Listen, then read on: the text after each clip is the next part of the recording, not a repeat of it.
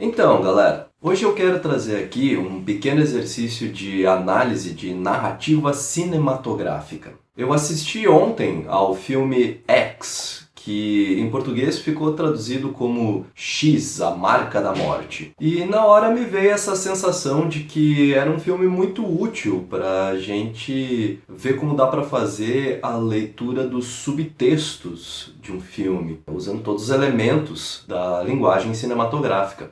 Primeiro de tudo, esse filme foi dirigido pelo Ti West e ele é muito facilmente classificável dentro do gênero slasher, que é aquele tipo de filme em que um assassino serial vai perseguindo um por um dos elementos de um grupo até que sobra apenas uma, que geralmente é aquela que acaba conseguindo sobreviver e escapar do assassino. Mas o X também flerta abertamente com o gênero splatter, explorando muito a violência gráfica e o aspecto mais plástico das agressões ao corpo humano. Então, por tudo isso, o filme já carrega essa marca do terror B e do cinema de entretenimento de superfície. Inclusive fazendo algumas homenagens a esse tipo de filme, especialmente ao clássico Massacre da Serra Elétrica, de 1974. Mas também é visível a tentativa do Ti West de sofisticar e intelectualizar o terror B. Seja pelo incrível tratamento fotográfico do filme, porque as imagens são realmente muito bonitas, seja pela subliminaridade do roteiro, que abre possibilidade para leituras menos literais e mais alegóricas. E é exatamente uma leitura dos elementos mais alegóricos que eu vou tentar defender aqui hoje, depois da vinheta. Fica comigo.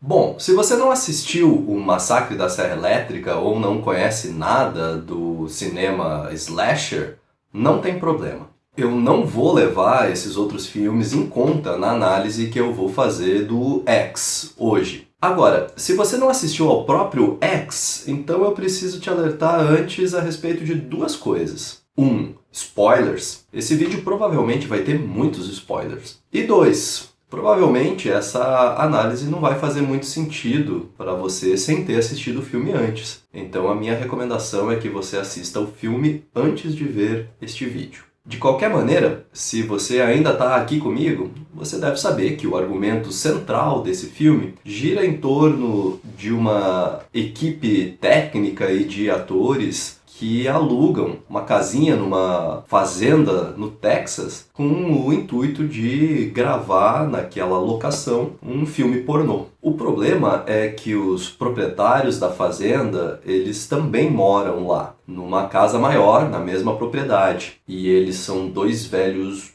muito esquisitos. Então, a primeira coisa que eu acho que a gente deve reparar é que a história se passa no fim da década de 1970, mais especificamente em 1979. A década de 70 é uma década que marca o fim do período de estado de bem-estar social norte-americano. E a insurgência de um novo discurso liberal na economia, mas muito conservador nos costumes, e que busca atirar no colo do indivíduo a responsabilidade por gerir todos os aspectos do seu próprio destino. Isso ajuda muito a explicar as ambições das personagens, que inclusive costumam repetir frases como "eu não vou aceitar uma vida que eu não mereço ter". Elas costumam invocar isso quase como um mantra quando elas sentem a necessidade de convocar a sua própria força competitiva interna em busca de atingir os objetivos da sua vitória. Isso é, em 1979, basicamente o Reaganismo se anunciando.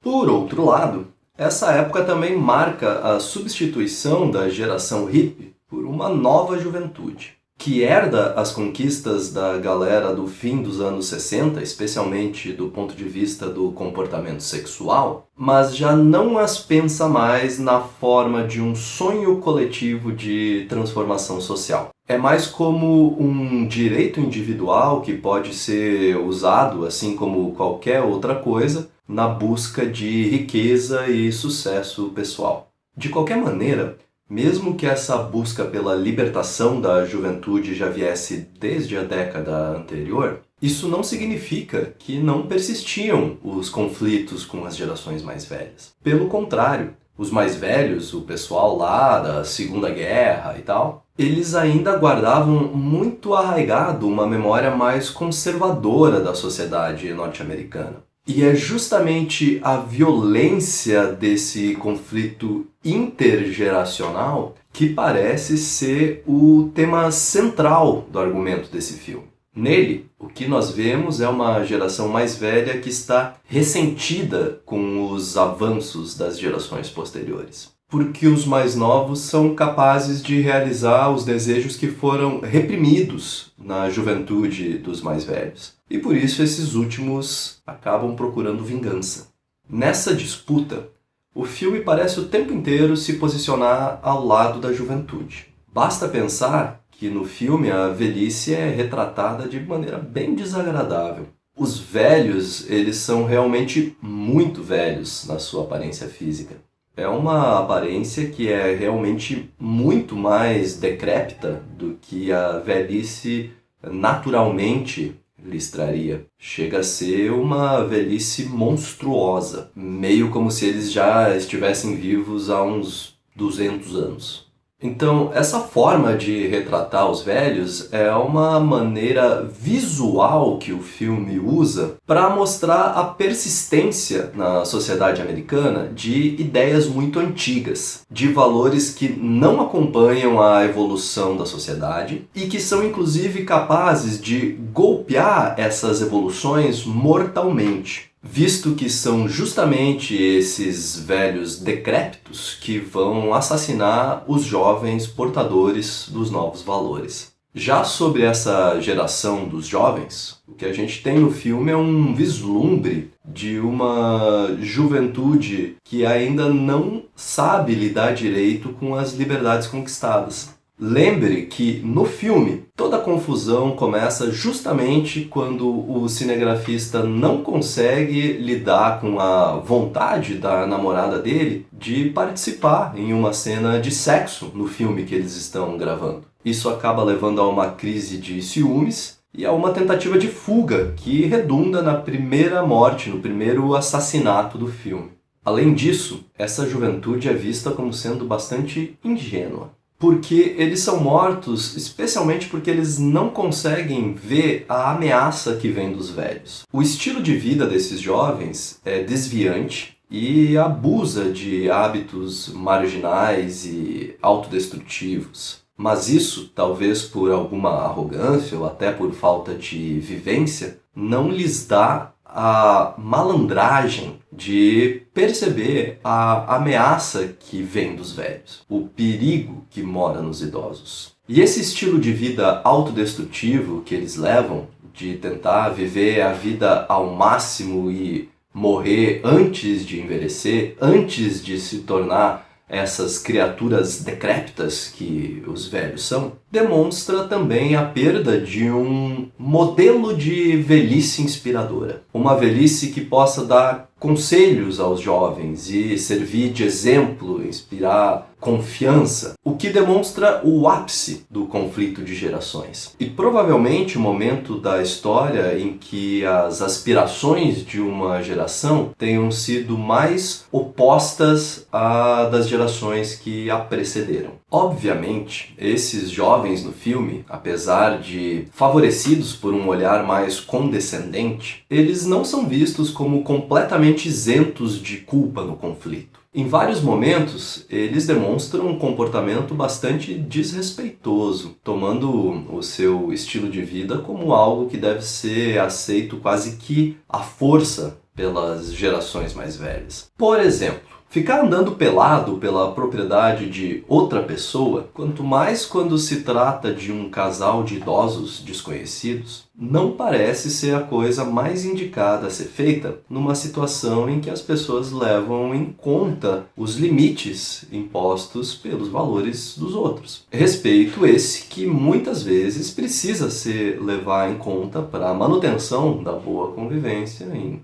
qualquer ambiente. De qualquer forma, No fim, quem sobrevive é justamente a personagem predestinada. Aquela que, desde o início do filme, é vista como tendo uma espécie de talento intuitivo. Enquanto todas as outras parecem estar numa espécie de jogo, seja se arriscando para enriquecer ali com o filme que eles estão fazendo, seja se esforçando para romper as barreiras interiores que não permitem que elas experimentem plenamente a vida, a Maxine, a protagonista, por outro lado, ela faz o que faz não como uma aposta ou como uma tentativa de ruptura, mas porque é a única coisa a ser feita para corresponder a si própria, a quem ela é. E é isso que dá a ela essa aura de heroína do filme, essa coisa quase ungida, meio que protegida naturalmente dos perigos e passando incólume a certas situações às quais ela se expõe até meio inocentemente. Aquela cena da lagoa, quando ela nada perto de um crocodilo sem nem perceber, parece apontar nessa direção. A Maxine é como a verdade imparável de uma ideia nova e sedutora que está destinada a florescer apesar da resistência dos mais velhos.